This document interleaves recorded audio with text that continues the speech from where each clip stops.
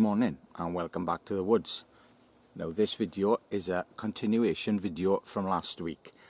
So if you haven't watched last week's video, I suggest you watch that before this one.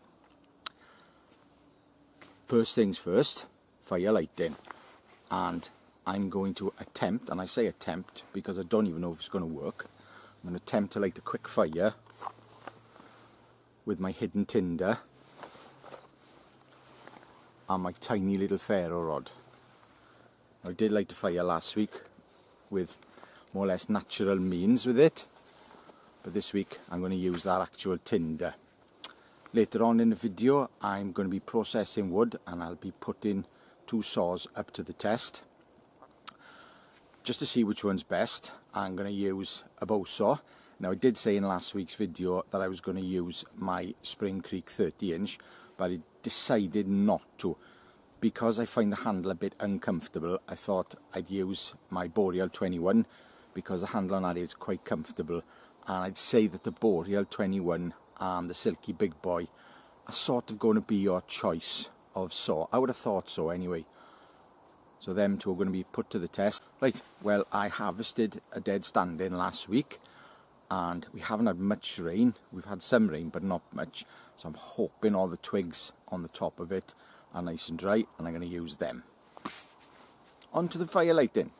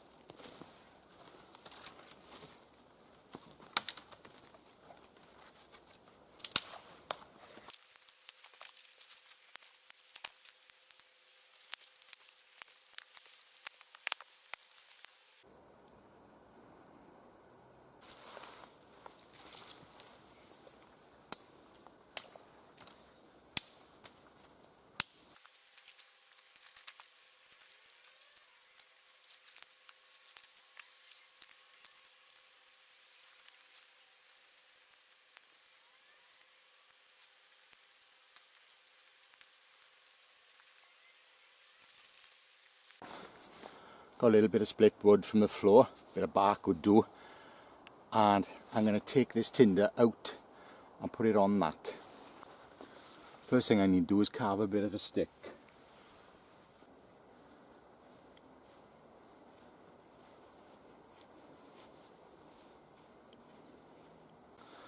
I did an extra one just for this purpose.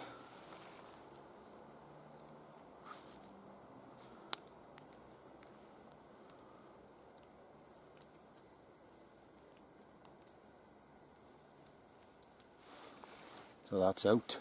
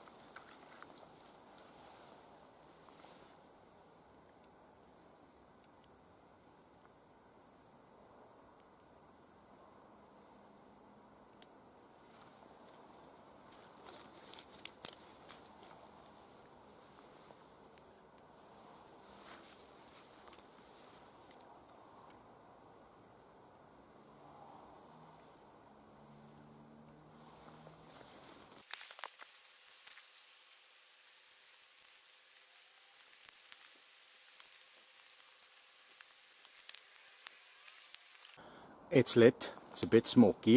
I'm going to have to baby this quite a bit.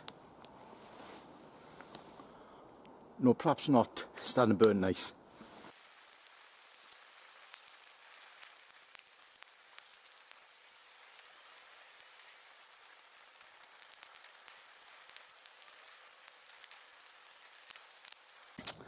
I think we'll call that a success. I do think though that amount of tinder is just enough for one fire. I don't think I'd try and get 2 fires out of that little plug. I don't think it'll work. Luckily my twigs were nice and dry. If they weren't, I think 2 feather sticks would be the order of the day. But that was pretty quick. I'm pleased with that. That little ferro rod though, it's so fiddly to light. It's not great, but it's an emergency thing. I don't leave home without a lighter and a real ferro rod. And now it's time for a cup of coffee.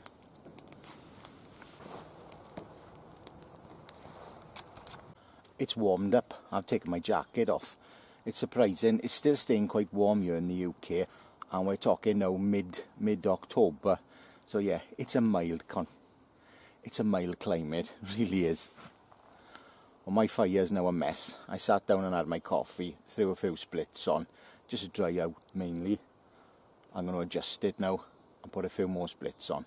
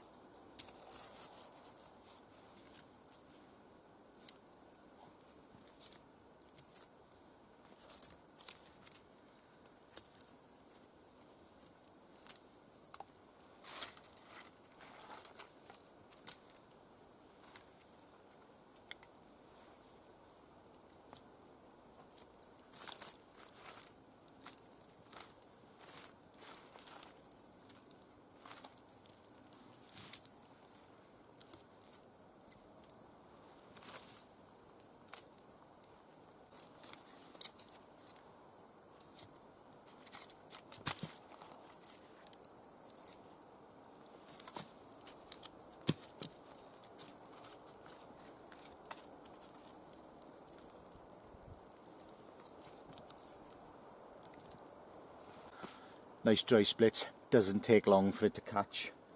The splits were from last week, so as I say, this is a continuation video, so I'm quite happy to use them. Although the time I took after lighting it to have a coffee, I could have probably cut quite a lot of rounds up and split them, so I had that time. Yes, I think a nice little quick fire, twig fire, is a good way to go. Very little hassle. And gives you time to do everything else.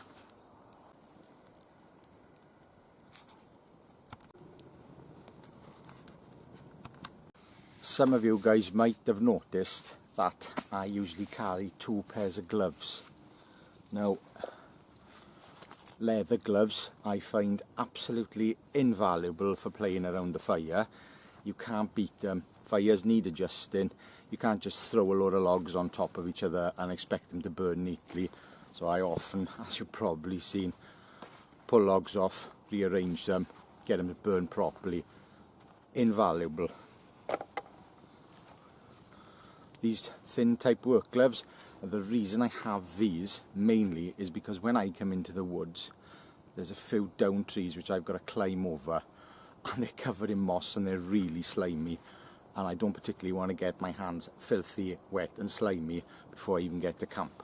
So that's the main reason. Summer, not so much, but this sort of time of year now when it's damp and you're picking up all kinds of damp stuff, I do like a rubber glove. That's not because I've got soft girly hands or anything. I just prefer to use them because I've got them and they're dirt cheap. Just thought I'd share that with you. I'm going to switch knives.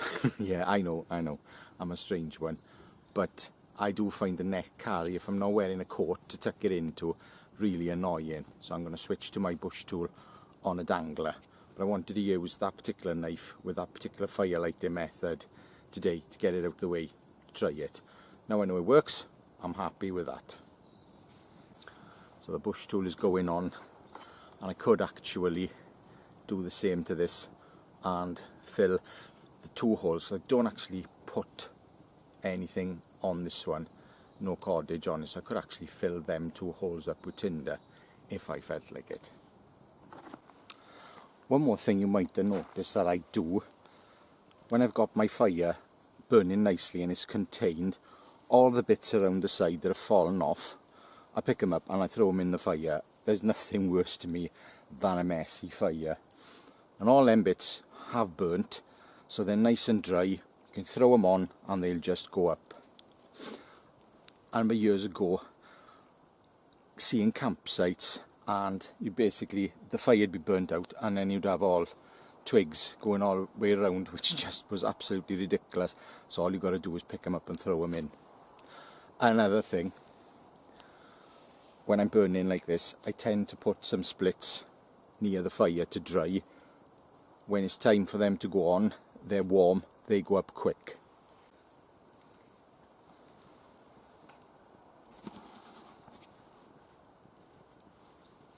All helps, it all helps. I'm going to lock this fire down now, and I'm going to leave the bark on. Bark isn't great, bark burns slowly, contains moisture, but these have been under the tap for a long time and I might as well use them up.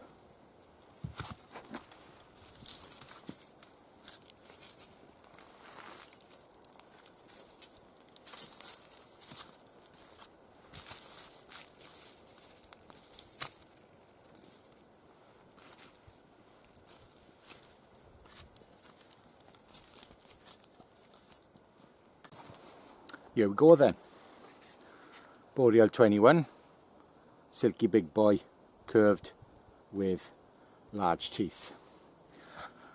I'm going to time this. Now I'm not going to go hell for leather. I'm going to go at a tidy pace because I don't want to snap any blades. Because when you go like an idiot, that's when you bend or snap blades.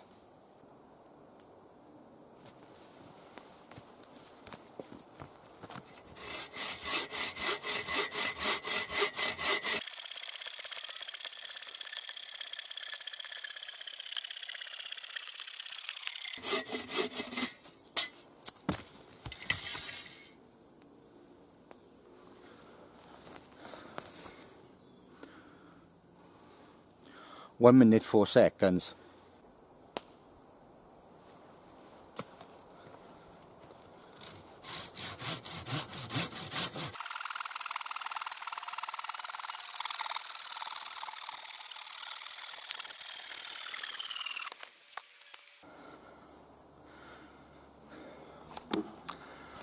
One minute 8 seconds.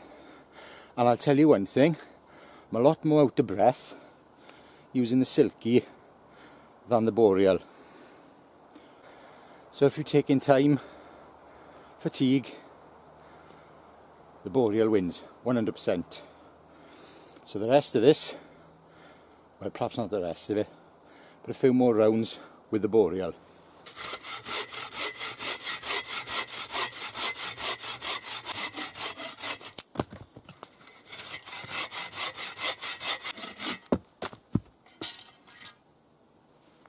Well, I just cut 2 rounds off of the Boreal, and you can probably hear I'm not out of breath.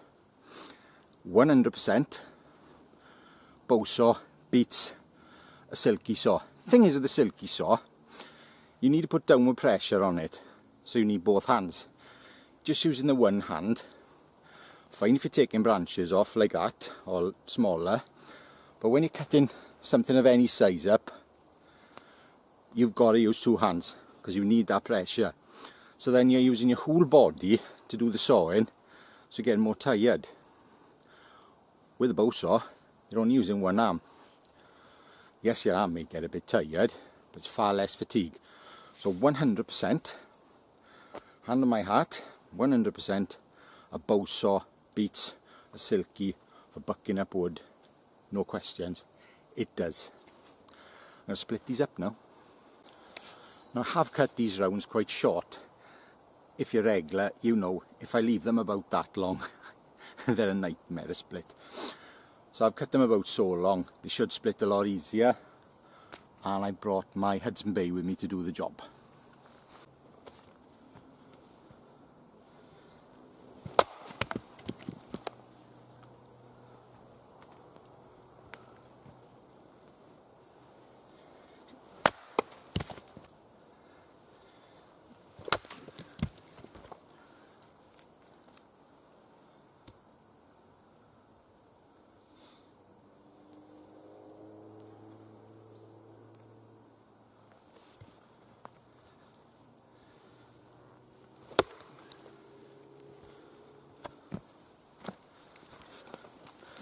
This one's full of knots.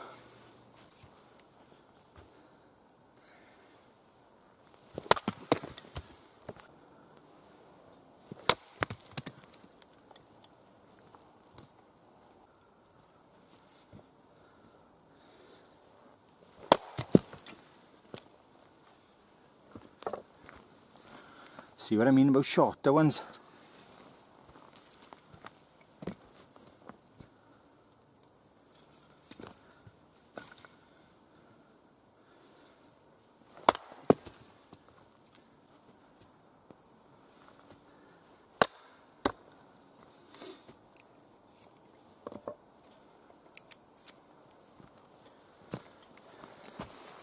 Well, that's enough quarters for next week's fire. Yeah, cutting them shorter makes a world of difference. Second test, bucking on the ground. First.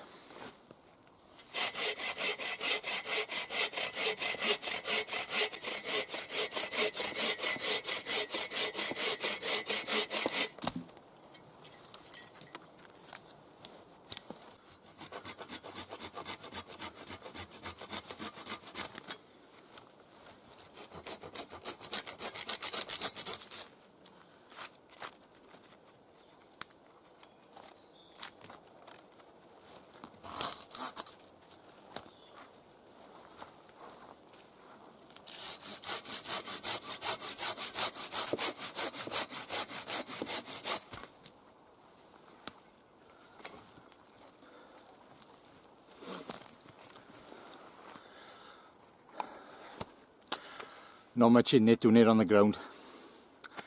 Holding it one-handed, hardly anything in it. The one thing folding saw's got going for it, you can do a bit of snedding. Bloody awkward with a bow saw.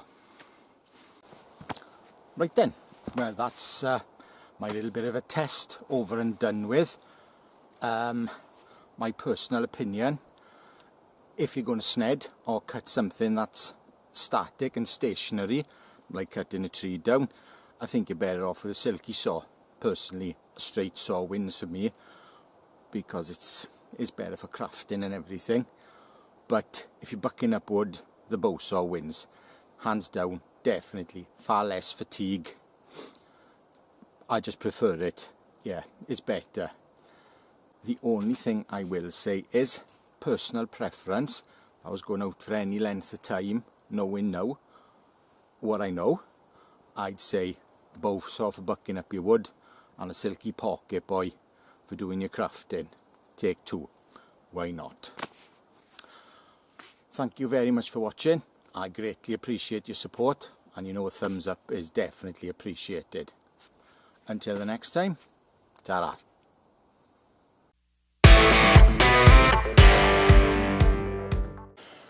Now, in the past, well, a couple of videos ago, I would have shown you what I do using the sawhorse. I'll cut through half to 3/4 of the way through, leave it, go on to the next cut. So I've got plenty of weight on the sawhorse. Now I made a mistake. When I've done it in the past, I've taken the wood off the sawhorse, leant it against the tree, cuts in. No water gets into it. Now the last time I did it, I left it cuts up on the sawhorse, and it rained and water got in it. So last week when I was splitting wood, I noticed quite a bit of damp in that wood. That's the reason why. I should have turned it upside down, cuts down. My bad, as the youngsters say. We live and learn. We all make mistakes. I said ground, not floor, because apparently if I say I'm doing it on the floor, people on other parts of the world haven't got a clue what I'm on about. So I'm on the ground. We'll use a Boreal first. Now I'm not going to go hell for leather because I don't want to braid. Start again. Thanks for watching today. I appreciate your support, and a thumbs up is always appreciated. Please feel free to share. Share whatever, you know. Oh fuck, I don't know, it's shit. I don't know what I'm talking about. Start again.